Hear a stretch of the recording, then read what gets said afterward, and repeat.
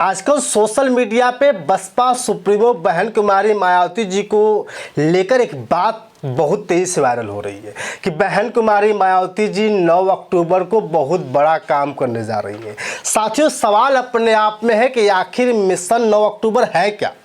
आखिर बहन कुमारी मायावती जी उत्तर प्रदेश के चुनाव से पहले जिस तरह से लगातार चारों तरफ एकदम धावा बोल रखी हैं, कहना है कि बिहार हो या उत्तर प्रदेश का कोई भी चुनाव अब हम नहीं हारेंगे। आखिर मिशन 9 अक्टूबर क्या है और 9 अक्टूबर को क्या कुछ होने वाला है, इसी पर आज चर्चा करेंगे। और जिस तरह से बिहार के चुनाव में अकेले दम पर चुनाव लड़ने का ऐलान करके बहन कुमारी मायावती जी ने सबकी टेंशन बढ़ा दी है, और जिस तरह से भाजपा यानी एनडीए गठबंधन, इंडिया गठबंधन पूरी तरह से परेशान है कि क्या बहन जी अकेले दलितों का वोट अपनी तरफ आकर्षित कर लेंगे, या जिस तरह से बात की जा रही है कि जनसुराज एक पार्टी है, अरविंद केजरीवाल एक पार्टी है, और अरविंद केजरीवाल, बहन कुमारी मायावती और जनसुराज तीनों पार्टियां इस बार बिहार में अकेले चुनाव लड़ रही हैं। ना किसी का गठबंधन है, ना किसी का समर्थन है, लेकिन लोग इस बात को जानना चाहते हैं कि आखिर केजरीवाल की बात तो छोड़िए, दिल्ली में लड़े अकेले, जनसुराज नई पार्टी है, क्या बहन कुमारी मायावती जी अगर चुनाव लड़ती हैं, क्योंकि उत्तर प्रदेश में आपने देखा बिहार के ठीक सटे ही राज्य में मात्र 1 सीट निकाल पाए उत्तर विधानसभा चुनाव में, और बिहार में अकेले। तो लोकसभा में भी बहन कुमारी मायावती जी अकेले लड़ी थी, हरियाणा में भी अकेले लड़ी, दिल्ली में भी अकेले लड़ी, हर जगह अकेले लड़ी, और हर जगह अकेले लड़ने के बाद क्या कुछ हुआ, 0 सीट आई। यानी 2012 के बाद जिस तरह से उनका वोट ग्राफ गिरता गया, लोग कहने लगे कि 2012 और 2025 के बीच का जो ग्राफ देखा जाए, लगभग 1.5 दशक हो गए, और 1.5 दशक के बीच में बहन जी का स्तर जहां 75% हुआ करता था, अब 4% पर आ गया। तो क्या 4% वोट बिहार के लिए मजबूती दे पाएगा? साथियों, आपको बता दूं कि बिहार में आकाश आनंद जी राष्ट्रीय संयोजक के रूप में पूरी तरह से प्लानिंग कर चुके हैं कि बिहार में कैसे क्या करना है। और बहन जी ने कहा था कि जो भी काम होगा, जो भी राष्ट्रीय कोऑर्डिनेटर, जो भी कोऑर्डिनेटर कोई काम करते हैं, उनका लेखा जोखा तत्काल हमारे पास पहुंचना चाहिए। न देर कर दी है, न विचार कर दी है, आप हमें बताएंगे और उस पर हम काम करेंगे। साथियों, आपको पता है कि पहले मात्र 2 कोऑर्डिनेटर हुआ करते थे, कभी आकाश आनंद जी और राम जी गौतम साहब, और अब लगभग 6 कोऑर्डिनेटर हो गए हैं। यानी कि जो मात्र 2 देखा जाता था, 2 कोऑर्डिनेटर सारा कुछ देखते थे, अब 6 कोऑर्डिनेटर हो गए।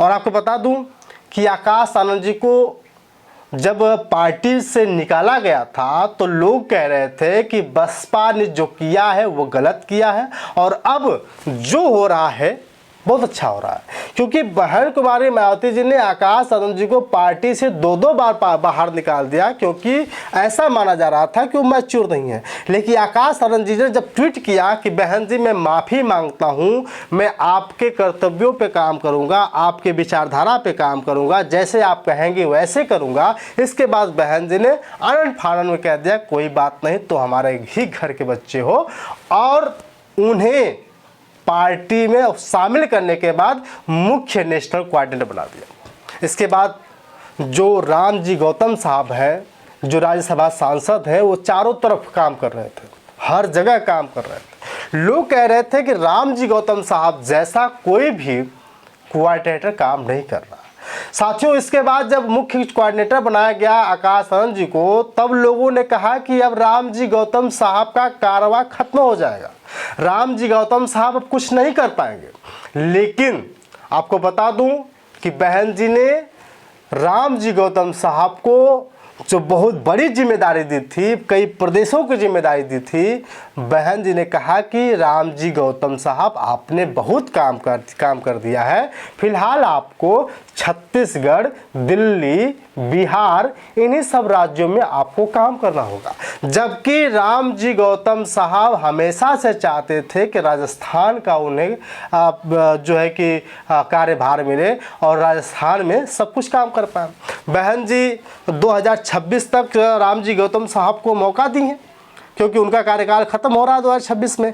लेकिन मेरे प्यारे साथियों, आपको बता दूं, इसी बीच में सवाल ये खड़ा होता है कि लगभग 3 साल पूरा होने के बावजूद भी बहन कुमारी मायावती जी ने, जो विश्वनाथ पाल हैं, उत्तर प्रदेश के अध्यक्ष हैं, उन्हें फिर मौका क्यों दे दिया? साथियों, उनके कार्यकाल को सबने देखा।